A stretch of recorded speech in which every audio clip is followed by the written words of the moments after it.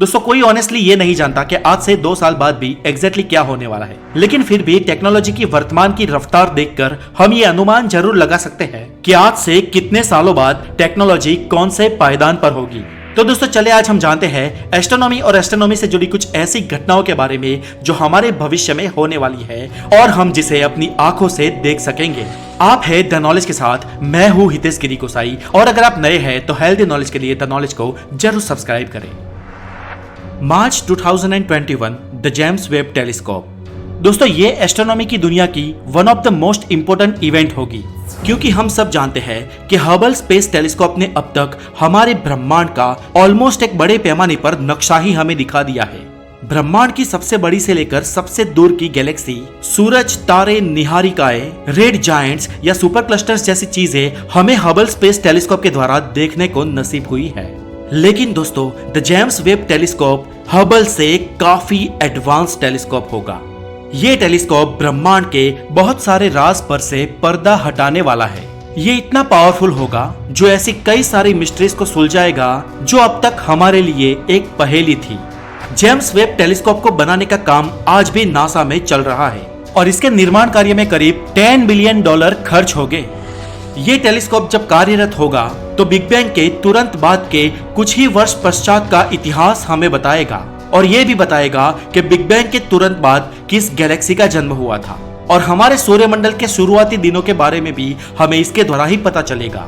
साथ ही ये टेलीस्कोप दूर के कई सारे ग्रहों के बारे में, उसके एटमॉस्फेयर के बारे में और उस पे जीवन मौजूद है या नहीं इसके बारे में हमें सटीक रूप से जानकारी देगा।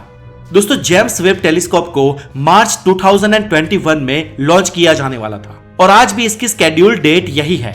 नासा ने कहा है कि कोरोना वायरस के कारण शायद इसमें कुछ डिले हो सकती है, लेकिन अभी तक इसकी डिले के कोई न्यूज हमें नहीं मिले हैं, इसलिए अभी तक तो इसकी लॉन्चिंग साल 2021 में तय है। 2022 द गगनयान प्रोजेक्ट। दोस्तों भारत की इसरो ऑर्गेनाइजेशन काफी समय से गगनयान मिशन पर काम कर रही है। ये गगनयान प्रोजेक्ट भारत का सबसे पहला मैन स्पेस मिशन होगा, जहां पर इसरो हमारे एस्ट्रोनॉट्स को स्पेस में भेजेगी। दोस्तों हमारे इस गगनयान प्रोजेक्ट को रसिया और स्पेन भी सपोर्ट कर रहे हैं, और सब कुछ ठीक रहा तो हम 2022 तक भारतीय एस्ट्रोनॉट्स को स्पेस में भेजने में कामयाब हो जाएंगे। इसी साल एलोन मस्क की स्पेसएक्स कंपनी एक मानव रहित यान मंगल पर भेजेगी। इस यान को पृथ्वी से ऑपरेट किया जाएगा और ये मार्स पर ह्यूमन कॉलोनाइजेशन का फर्स्ट स्टेप होगा। यह 2023 Chinese space station will be completed. दोस्तों चीन अपना खुद का स्पेस स्टेशन बनाने जा रहा है और उसका ये दावा है कि साल 2023 तक ये स्पेस स्टेशन बनकर कंप्लीट हो जाएगा और इसकी एक टिकट खरीदने की कीमत होगी 75 करोड़ रुपए। जी हाँ, 75 करोड़ रुपीस में आप स्पेस होटल में 12 दिन तक रह सकते हैं। और इसी साल में यूरोपियन स्पेस एजेंसी जूइस को लॉन्च करेगी। जूइस एक स्पेस मिशन है जो जुपिटर के बर्फीले चंद्रमाओं पर स्टडी करेगा। Year 2025 the first space hotel. दोस्तों हम इंसानों में से कुछ 5 या 6 इंसान हमेशा स्पेस में रहते हैं। कहाँ रहते हैं? तो इंटरनेशनल स्पेस स्टेशन में रहते हैं, और ये इंसान एस्ट्रोनॉट्स होते हैं। मतलब कि एस्ट्रोनॉट्स के अलावा स्पेस में जाना अभी आम इंसानों के लिए ओपन नहीं हुआ है, लेकिन ओरियन स्पेन नाम की कंपनी अभी स्पेस होटल बना रही है और उनका कहना है कि वो बहुत जल्द इस होटल का निर्माण कर लेंगे और वर्ष 2025 तक तो यात्रियों को स्पेस की सफर करवाएंगे। और अगर ऐसा होता है तो एस्ट्रोनॉट्स के अलावा पृथ्वी के दूसरे लोग भी स्पेस में जा सकेंगे।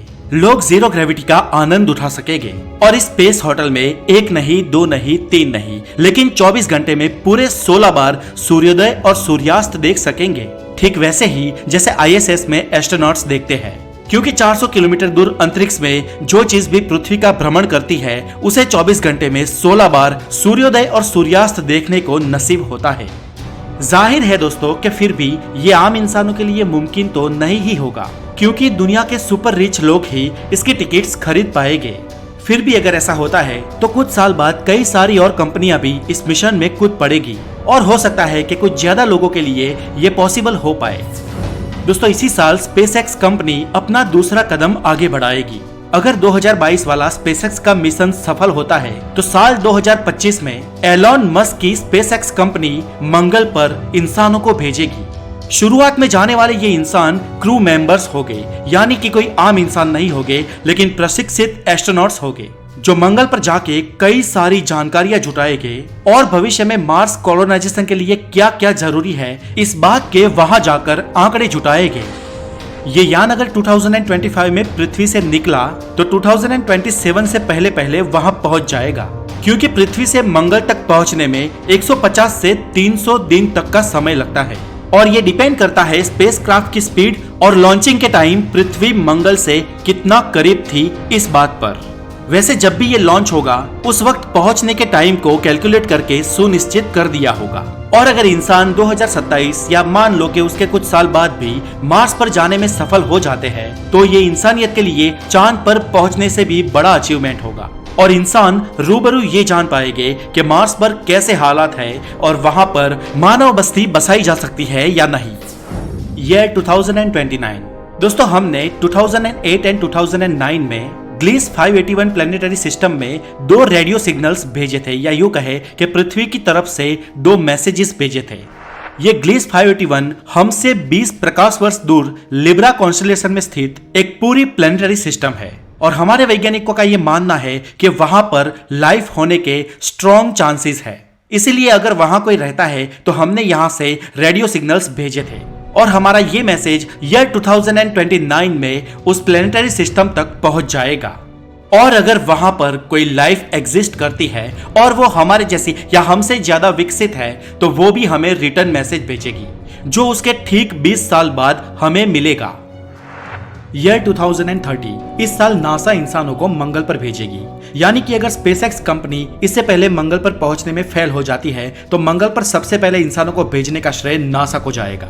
नासा के बाद अमेरिकन और चाइनीज स्पेस एजेंसी भी इंसानों को मंगल पर भेजना शुरू करेंगी। ईयर 2036 दोस्तों, इस साल तक नासा एक probe Alpha Centauri star system तक भेज सकती है। वैसे तो अल्फा सेंचुरी हमसे करीब 4.5 लाइट ईयर दूर है, लेकिन इस सुपर फास्ट प्रोब को वहां तक पहुंचने में करीब 20 साल से भी ज्यादा वक्त लग सकता है।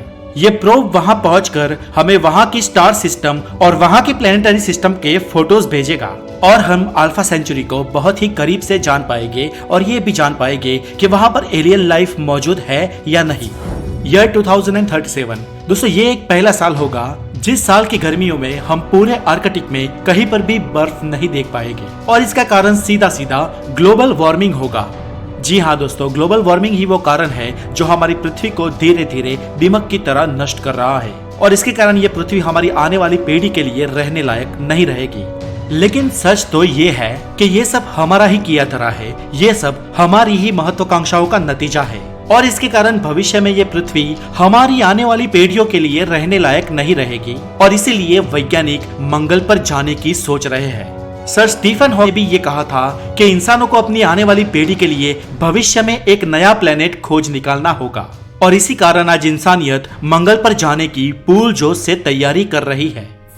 ईयर 2050 दोस्तों, ये साल हमारे लिए बहुत ही महत्वपूर्ण होने वाला है क्योंकि हमने ग्लीस 581 गैलेक्सी में जो रेडियो सिग्नल्स भेजे थे उस रेडियो सिग्नल्स को अगर वहां रहने वाली किसी सभ्यता ने कैच कर लिए होंगे तो वो लोग जरूर इसका रिप्लाई हमें भेजेंगे और अगर उन्होंने रिप्लाई किया तो ये रिप्लाई हमें सन 2050 से पहले मिल जाएगा और अगर ऐसा होता है तो हम ये जान लेंगे कि हमारे अलावा भी हमारी गैलेक्सी में किसी सभ्यता का बसेरा है। इसके अलावा अगर स्पेसएक्स और नासा के मंगल पर पहुंचने के पिछले सारे प्रयास सफल हुए होंगे तो साल 2050 में पृथ्वी से एक बहुत बड़ी स्पेसशिप मंगल पर भेजी जाएंगी और इस स्पेसशिप में पृथ्वी से बहुत सारे इंसानों को मंगल ग्रह पर ट्रांसफर किया जाएगा। मंगल ग्रह को सामान्य इंसानों के लिए रहने लायक तो बना दिया जाएगा, लेकिन दोस्तों यहाँ भी वही बात है जो स्पेस होटल के लिए थी, क्योंकि यहाँ भी सामान्य इंसान से मतलब सिर्फ अमीरों से है। पर फिर भी अगर ऐसा होता है तो ये इंसानियत के लिए बहुत बड़ा कदम होगा, क्योंकि ये ह्यूमन कॉलोनाइजेशन की मंगल पर शुरुआत होगी और मानव बस्ती धीरे धीरे मंगल पर ट्रांसफर होना शुरू हो जाएगी।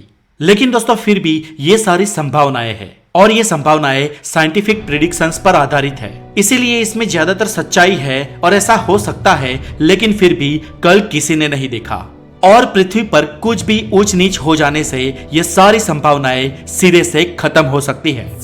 ईयर 2067 मर्क्यूरी अकर्स नेपच्यून 2065 में वीनस और जुपिटर के आमने सामने आ जाने के बाद ईयर 2067 में मर्क्यूरी और नेपच्यून एक दूसरे के ठीक आमने सामने आ जाएंगे। ये रेयर एस्ट्रोनॉमिकल इवेंट 15 जुलाई 2067 के दिन होगी और ये दोनों प्लैनेट्स लगभग 24 घंटे तक एक दूसरे के आमने सामने रहेंगे और ये एस्ट्रोनॉमी की दुनिया की सबसे बड़ी घटनाओं में से एक है। ईयर 2100 दोस्तों, सब कुछ ठीक ठाक चलता रहा और पृथ्वी और मानव सभ्यता पे कोई आंच नहीं आई और जीवन ऐसे ही चलता रहा तो 2100 साल तक मानव सभ्यता इतनी विकसित हो जाएगी कि हम हमें सूरज से मिलने वाली सारी ऊर्जा का उपभोग करना सीख लेंगे और हमारी मानव सभ्यता कार्दोसेव के स्केल में आगे बढ़ेगी। हो सकता है कि उस वक्त हम हमारी मानव सभ्यता को मंगल पर ट्रांसफर कर चुके हो, या फिर यह भी हो सकता है कि हम समय पर सचेत हो गए हो और हमारी पृथ्वी को ही भविष्य में हमारे रहने लायक बना लिया हो। जो कुछ भी हो, लेकिन अगर मानव सभ्यता 2100 साल तक बची रही तो बेशक वो बेहद ही विकसित हो चुकी होगी। दोस्तों, इस वीडियो में भविष्य में घटने वाली कई एस्ट्रोनॉमिकल इवेंट्स को नहीं दिखाया गया क्योंकि उसके ऊपर हमने पहले ही एक वीडियो बना ली थी जिसकी लिंक डिस्क्रिप्शन में दी गई है। आप वहां जाके उस वीडियो को जरूर देख सकते हैं। और दोस्तों, आज के लिए इतना ही। और ऐसी कौन सी भविष्य की घटना है जिसे आप देखना चाहेंगे, हमें कमेंट करके जरूर बताएं। और अगर आप नए हैं तो द नॉलेज को सब्सक्राइब जरूर करें। अपना बहुत सारा ध्यान रखें। Take care.